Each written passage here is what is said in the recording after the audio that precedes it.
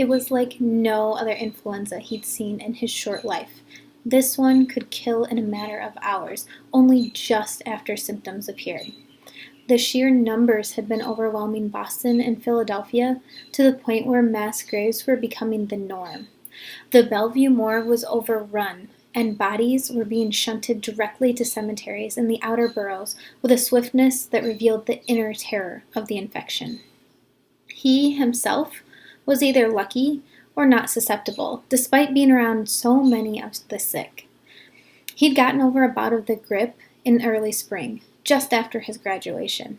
He'd wondered if that somehow protected him, but that didn't halt his fear. Something was different. This scourge was an insatiable monster, hungrier and more lethal than anyone was prepared for, and especially deadly for young adults. Jasper saw white gauze masks on passers-by.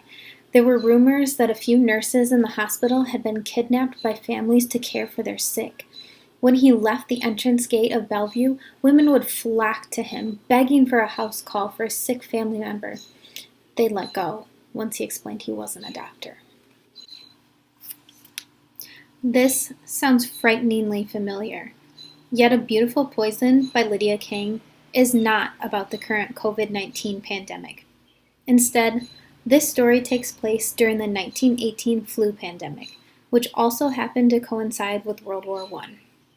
Three friends, Aline, Bertie, and Jasper, are reunited at Aline's engagement party, where a not-so-friendly connection mysteriously dies. The police rule the death an accident caused by champagne and a flight of stairs. However, Jasper notices a suspicious smell. Almonds.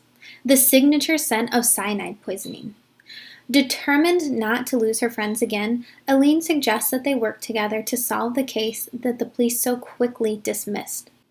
Jasper, a janitor at Bellevue Hospital, will convince the medical examiners to perform an autopsy on Florence to confirm their suspicions. Bertie, with her quiet, unassuming nature, will seek out information from the other party guests, and Aline, who loves chemistry, will conduct research and gather evidence. Unfortunately, it's not long before others connected with the trio begin to die. To add to their mounting suspicion, Aline, Bertie, and Jasper have all received unsigned letters that simply read, "You're welcome." It's a race against time, and the odds are stacked against them. The death toll is climbing, there's a war raging in Europe, and the pandemic has reached New York City. To top it off, it appears that somebody might be poisoning Bertie as well. "Why, Bertie Dryer, you're glowing like a lamp." Bertie looked down at herself. Indeed. Her hands and forearms possessed a faint greenish yellowy glow. She had taken her hair down and braided it, and the braid running over her shoulder held a halo of light that illuminated the space about it. "It's radium dust," Bertie whispered. "We painted into the watch dials at the clock factory so our boys can see them in the dark trenches. I get covered with it after a day's work."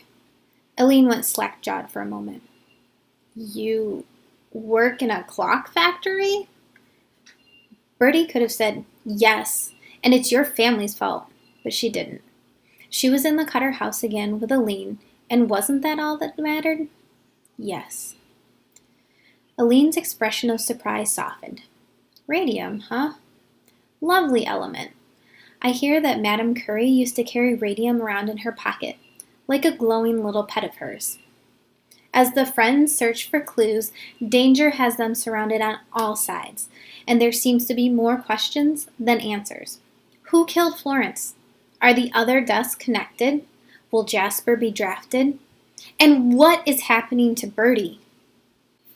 If you're looking for other historical fiction centered around the late 19th century or early 20th century, be sure to check out these other novels. Opium and Absinthe, also by Lydia Kang, takes place in New York City in 1899.